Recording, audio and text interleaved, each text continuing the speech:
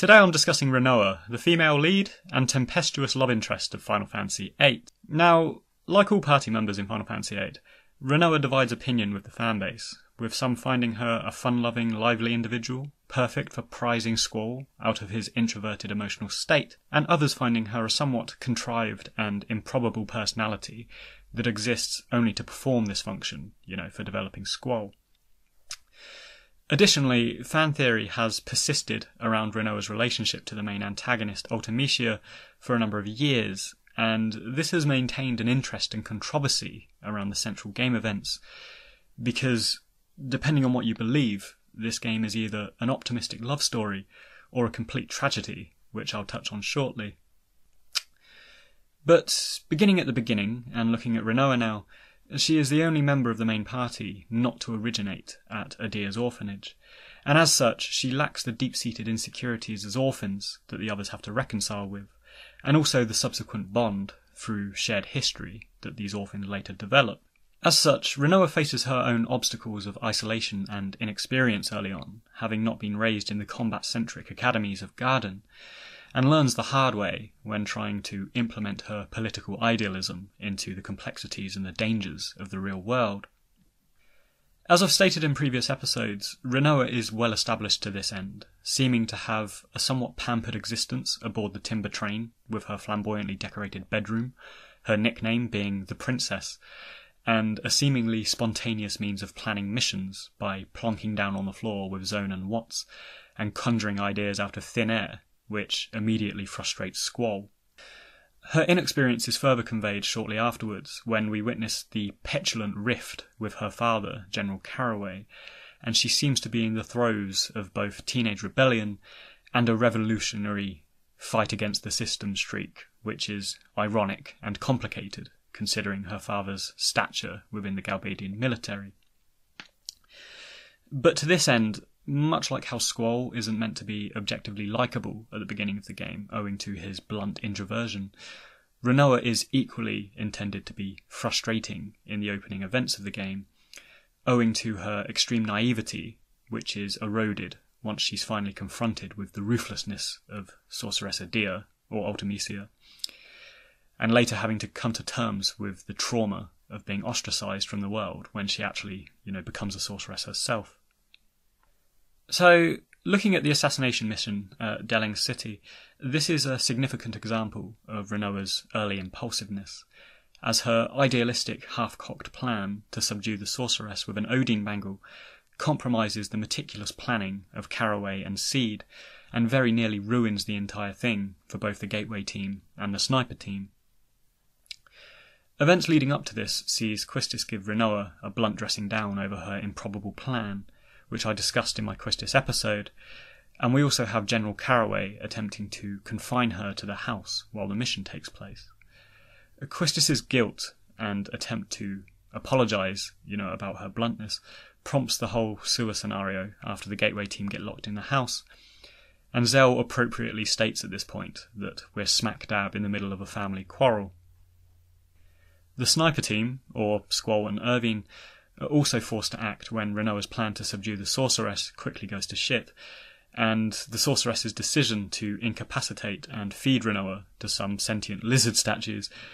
forces Squall and Irvine to abandon their post and rescue her.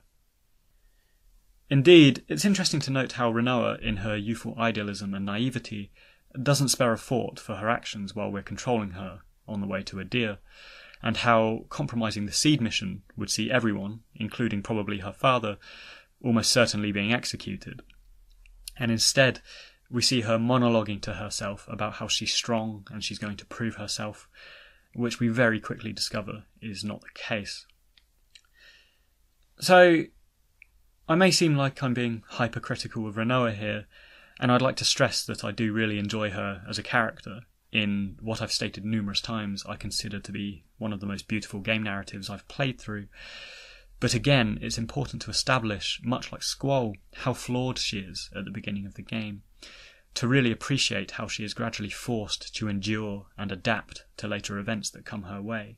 literally transitioning from the pampered revolutionary princess to the misunderstood and widely feared sorceress. Before I proceed into the second stage of Rinoa's character arc, it's worth noting how the story and the themes of Final Fantasy VIII, while on the surface are often regarded as romantic, hinge heavily on ideas of time and lineage and fate, and the multi-generational angle and ripple effect of Laguna's actions in the past inform the world and characters of the present, and I think this is a beautifully constructed addition to underline the core story. Regarding Rinoa, I really like how her mother Julia was the much coveted early love interest for Laguna, and how this opportunity passed them by, and how, the stars never aligned for them, as it were. But they did a generation later, for their children, Squall and Rinoa, which adds a fresh poignance to the shooting star scene that we see during Waltz for the Moon. And although, I'm not going to dwell on these early courting stages of Rinoa, because I think that's self-explanatory,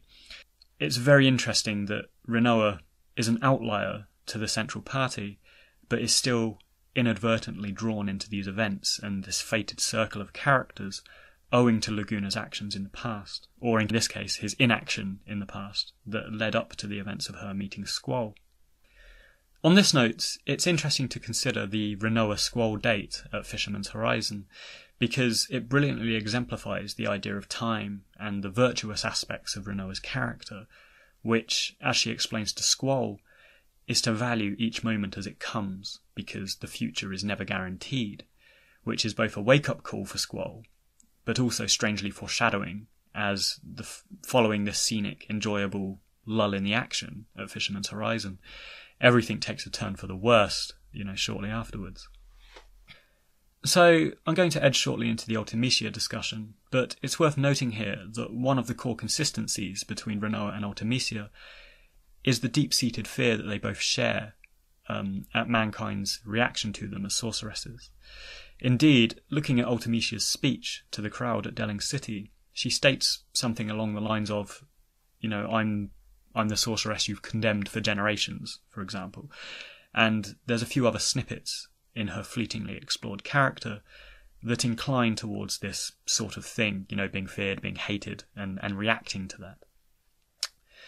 For Rinoa's part, she expresses a profound fear at various points in the game. Firstly, following her brush with Sorceress Adia and the Odin Bangle. Later aboard the Ragnarok, during her emotional reunion with Squall. And here she states everything's about to change for them. And shortly afterwards, she discusses her dream, where she's left alone and can't remember where she's supposed to go and meet Squall, which prompts the symbolic scene of them standing together in the flower field. So many view Rinoa's fear in this scene as symbolic, and the first inkling of her presumed future tragedy, likely hinging around the loss of Squall, and a series of unfortunate events that would lead to her becoming the vindictive sorceress Ultimecia.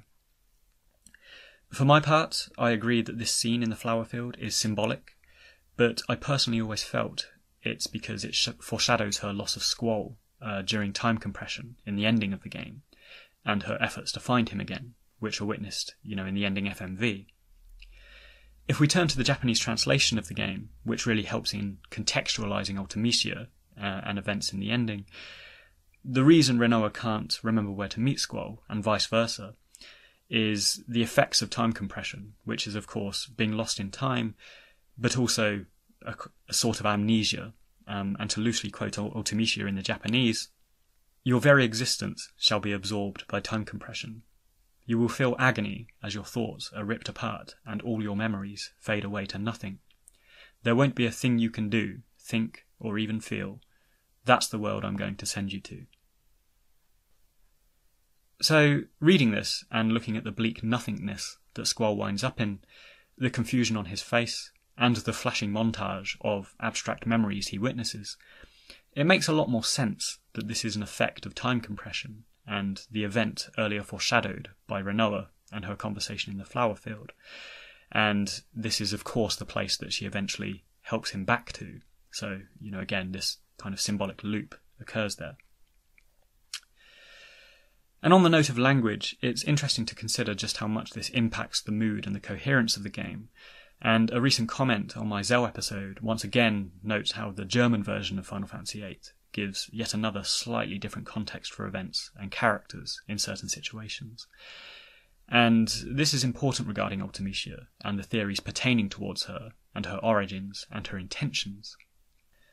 So, moving now into the endgame and the Rinoa as Ultimecia fan theory, it's an interesting idea, which I've always enjoyed, with a sort of wry smile. And, as I mentioned earlier, it puts a somewhat tragic twist on what is otherwise a wholesome romantic conclusion. It's a theory that's also useful for resolving the common accusation that Ultimecia is a somewhat random addition to the end of the story, which, as I explained in my Adia episode, is a very meticulously written generational and hereditary narrative that deals with overlapping relationships between past and present, and slotting Ultimecia into the story as Rinoa's tragic future does kind of complement this theme of time, which permeates the game quite heavily, as well as this generational idea. So there's a bit of a needle between some fans who adamantly believe opposing sides of this, and some who simply aren't sure either way. So I'm going to broadly outline the ideas for both, and looking at the evidence for Ultimecia being Rinoa, which was proposed about as early as 2001-2002, it generally relies on three core components, which are a seeming consistency between Ultimecia and Rinoa's deep-seated fears, which is being alone, being hated, and time slipping away from them. The assumed physical similarity between them, if we squint past the ostentatious aesthetics and markings that Ultimecia and the other sorceresses seem to have. And finally, the significance of Griever as an artifact and guardian force, which is utilised in two game moments, the first being Squall, lending it to Rinoa, where we have the opportunity to name it, and the second being when Ultimecia summons it at the end of the game. Now, regarding the first point, I mentioned earlier Rinoa's speech to Squall about how the future is never guaranteed, and I quote here, "There are no guarantees in the future. That's why today, the time we have now, is important, Squall." And I mentioned this short quote because the mention of time passing does draw some comparison to one of Ultimecia's closing dialogues, and here I quote Ultimecia, "As you become an adult, you leave something behind, throw something away. Time will not wait for you. Even if you cling to it, it slips away the instant you open your hands." And comparing these two statements, they are saying very similar things about the finiteness of being and the relentless passing of time. It's just that one is optimistic, with Rinoa stating you should make the most of the time that is given to us, and the other is pessimistic, with Ultimecia lamenting the impermanence of things, which prompts the whole time compression scheme in the first place. So if we assume Ultimecia is Rinoa in the future, along with the common assumption that Squall has died at some point, it seems clear how her ideas pertaining to life and time could be the same, but a slightly more warped and embittered and cynical, version as she loses those who she loves. We also have the consistent dialogue points with Rinoa and Ultimecia's aforementioned statements about being hated by mankind, which seems to be a factor to Ultimecia's motivations as well, and the historic condemnation of sorceresses is a fear that both Rinoa and Ultimecia, seem to have. And moving on to the second point, we have the aesthetic similarity. And to be honest, this is neither here nor there, and we could equally argue Ultimecia looks like Quistis, owing to Tetsuya Nomura's relatively homogeneous character designs for this game. But Ultimecia certainly doesn't look dissimilar to Rinoa either, and there are some consistencies with the wings and the feather symbols that draw them closer together as sorceresses, which I'll touch on shortly. And then on that note, there has been some arguments that, perhaps Ultimecia is like an ancestor of Rinoa, but as far as I'm aware, there's nothing to indicate that the sorceress's powers are hereditary in terms of bloodlines and family, but rather they get passed on to whoever's susceptible in the vicinity. And finally, we have Griever, and Griever's an interesting one, because taking the game at face value, it does seem like a very oddly placed thing within the story, with Griever being significant enough to name, but only referenced 2 or 3 times in the story. And, why does it manifest in the ending when we're battling Ultimecia?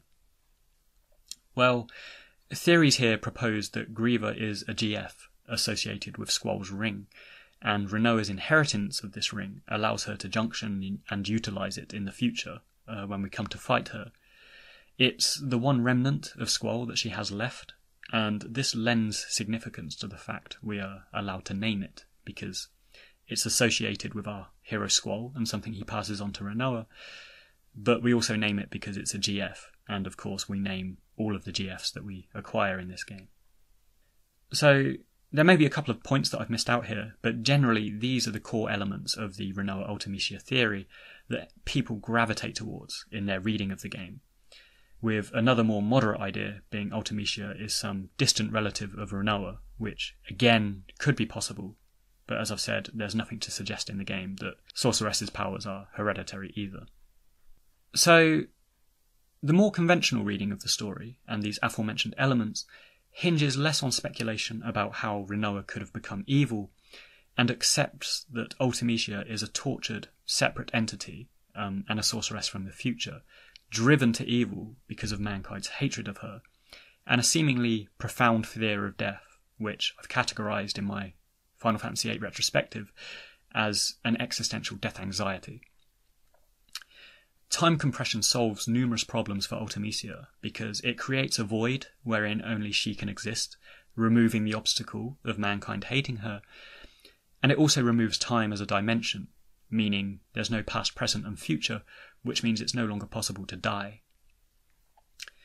This conventional reading also accepts that Rinoa and Squall live happily ever after, and that Final Fantasy VIII is ostensibly a love story rather than a Shakespearean tragedy. Returning to the Ultimecia quote, "As you become an adult, you leave something behind. Time will not wait for you. Even if you cling to it, it slips away." While this does draw parallels with Rinoa's statements, we must appreciate that they are both addressing Squall in these respective conversations, and I always felt that Ultimecia's dialogue here was in reference to her own fear of death and time slipping away, but also directed at Squall and his experience of losing Big Sis, and his subsequent fear of abandonment, because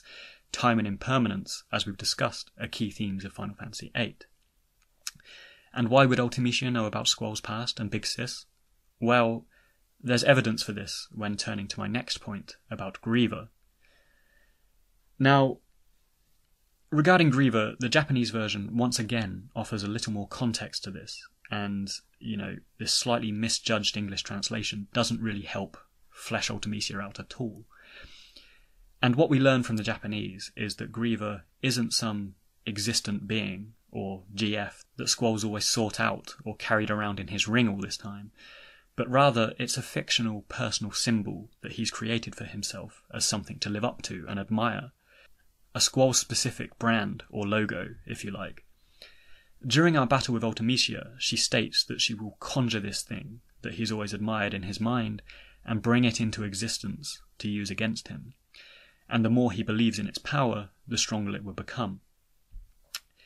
And this seems pretty crazy, but it does share some consistencies with what we know about Sorceress's powers. And for example, Edea conjured up those Iguan statues, into existence way back in Deleng City. But it also confirms that Ultimecia has access to Squall's mind and memories to some degree, which explains why she'd be talking about and referencing his childhood and Big Sis in the aforementioned dialogue.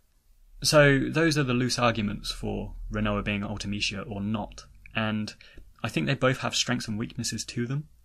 And it's worth noting that although Yoshinori Katase has outrightly stated that Rinoa is not Ultimecia, it's worth noting that this game was largely written by Kazushige Najima, who is a very nuanced and discreet writer who would have been more than capable of slipping this in if he'd wanted to. But for my part, and my opinion for what it's worth, my concern with the theory about Rinoa being Ultimecia is that she's returning back to a time and attempting to kill both her former lover Squall and her past self, formerly Rinoa, which seems somewhat inexplicable to me, and she doesn't address this at all. And does it not simply make more sense that, with this conventional reading, she is simply a widely persecuted and deeply tragic sorceress who sought to eradicate her oppressors and the prospect of death through time compression? And in attempting to destroy those who were destined to destroy her, she's created this tragic self-fulfilling prophecy. And it seems much more fitting this way to me, because while, you know, there are contrasts to Rinoa and Ultimecia in terms of the wings, like the white wings and the black wings and the feathers,